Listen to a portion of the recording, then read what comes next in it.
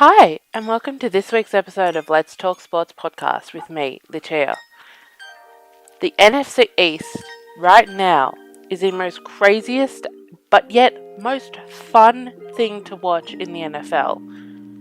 It started off the season so bad that now when the teams are getting actually good, one game could actually put you into the playoffs. Now the Giants this week did not have a good game whatsoever, and I just don't understand why. But I think that we can bounce back against the Browns. The Washington football team are the biggest competition for the Giants. I think that Washington is actually a better all-round team than the Giants. We have the tiebreaker of the two games, which is incredible for us. But if they do this, Alex Smith is definitely comeback player of the year. There is no doubt about it. Coming back from almost not wanting to be alive, considering he broke his leg, he had 3 surgeries, and he didn't have a snap in almost 2 years. It's incredible. The Cowboys are the Cowboys. They will just completely flat out not ball at all. Then we have the Eagles, who Jalen Hurts is definitely the new starter. Definitely a new starter. They have to get rid of Carson Wentz. I don't know where to because of his contract is so enormous. I have no idea where he's going to go. And then you have the Giants, who are consistently getting better. So this is actually fun to watch. Imagine if this happened at the beginning of the season. We would be discussing the NFC East as legitimately the best division in the league. So yeah, it'll be fun to watch that coming up. Ravens-Browns was an instant thriller. In my lifetime of watching football, I have not seen a game as good as that one. With all the twists and the turns, the ups, the downs, the comeback drive after Lamar Jackson pulls a Paul Pierce and just need to go poop, had cramps and got to poop out, and then he decided to come back and win the game. It is incredible. Baker Mayfield is an incredible quarterback. So is Lamar Jackson. I was wrong about Baker Mayfield. I think that Baker Mayfield and Odell Beckham Jr. don't see eye to eye. But Baker Mayfield is a baller. He is absolutely a marquee name, and he deserves some respect being put on his name. He has managed to get the Browns into the playoffs for the first time in I don't even know how long, because it has been such an incredibly long time. I'm impressed with Baker. And I'm impressed with the Ravens. Now, let's move on to a team that I am less impressed with than any team in the NFL. The Steelers. They lose again. When I was saying weeks ago that are the Steelers the best team in the NFL, I knew that they hadn't really gone up against real competition.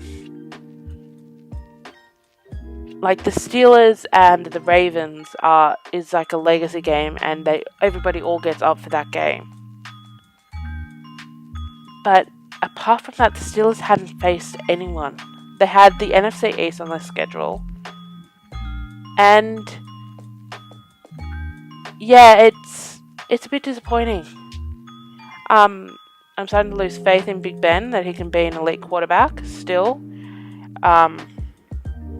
So I think they have a good chance of getting bounced before they'll definitely get the divisional round player. They'll definitely get that break unless the Chiefs get it.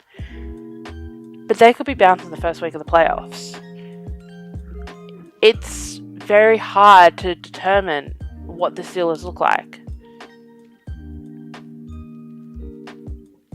I'm going to be looking for the Steelers this week to make a huge comeback because they need it. Big Ben is not producing on the field anymore. Now next week, the NBA restarts. So next week's episode, I will be doing a predictions of the Eastern and Western Conference, the Finals, MVP, Rookie of the Year, Defensive Player of the Year, Comeback Player of the Year. I think there is, and a whole bunch of other predictions, because we're about to get on into the NBA season. Now, in talking about the NBA, preseason is going on, and THT is on a hot streak right now. Is he the Lakers' new Kobe? Is he the homegrown talent that we need? I think he is. For those of you who don't know, THT is Taylor Horton-Tucker. I think he is a new Kobe. I think they're going to have to move someone in order to get him to start, just like they had to move Eddie Jones for Kobe back in the day, which, great move by the way. Yeah, so I'm looking forward to seeing how Taylor Horton-Tucker goes. In the second preseason game, he scored 31 points in 33 minutes. That's incredible. You just don't see that these days. And now, in talking about a player that you don't see these days that's actually come back, KD is back. Everything feels right in the world when Kevin Durant's playing basketball. He reverse engineered his greatness by going to the Golden State Warriors because he is so good that it wasn't worth watching because he was so good. Yeah, so it's good to see KD back. KD and Kyrie. So looking forward to that combination. I'm a huge Kyrie fan. Love Kyrie. And in talking about Kyrie's actually telling the truth about the media. The media is toxic. It is. What the media did to him last season by calling him a problem, by saying that he had mood swings, and he's a free thinker. And this goes for everyone within the media organization, even from like politics to entertainment to even sports. If you don't go on 100% with the narrative that the media wants, they're going to bash you for it. And this is one of the examples. I've always said this to people who I know, is that the reason why LeBron got given everything is because he was willing to open up he was willing to sell himself for the media spotlight where other players weren't. Look, LeBron has all the talent in the world, but he's also a media darling. He also wants to be liked. He also has this insatiable appetite to be liked. I think it comes from his background of not having a father and just wanting to be liked all the time. Whether Kyrie was born in Australia and then moved back to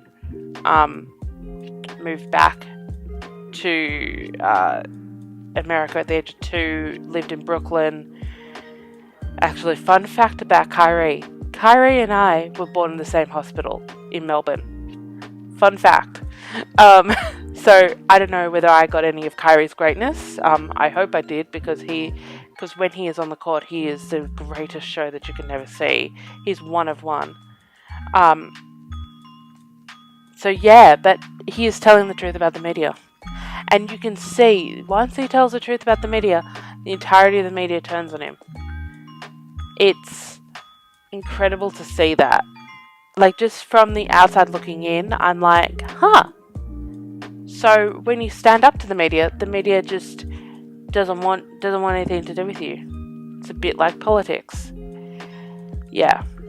Anyway, enough about that. Let's move on to week 15 of the NFL. We are 3 weeks away from the playoffs. We're almost there. I can't believe it. We have the Raiders versus the Chargers. I'm going with the Raiders. We've got the Broncos versus the Bills. I'm going with the Bills. We've got the Packers versus the Panthers. I'm going with the Packers. We've got the Colts versus the Texans. I'm going with the Colts. We've got the Titans versus the Lions. I'm going with the Titans. We've got the Vikings versus the Bears. I am going with the Bears. We've got Washington versus Seahawks.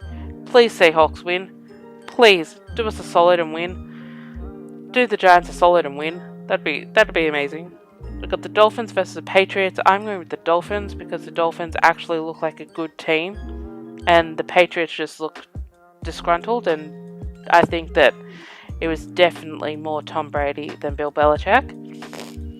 We've got the Ravens versus the Jags. I'm going with the Ravens. We've got the Falcons versus the Buccaneers. I'm going with the Buccaneers. We've got the Cowboys versus the 49ers. 49ers, please do us a solid and win this one. We've got the Cardinals versus the Eagles. Cardinals, please do us a solid and win this one. We've got the Rams versus the Jets. I'm going with the Rams because if anyone picks the Jets at this stage, they've got 3 more weeks away before they get Trevor Lawrence. That season's been an absolute atrocity. Once the season's over, I'm definitely going to go into a deep dive of the Jets season this year.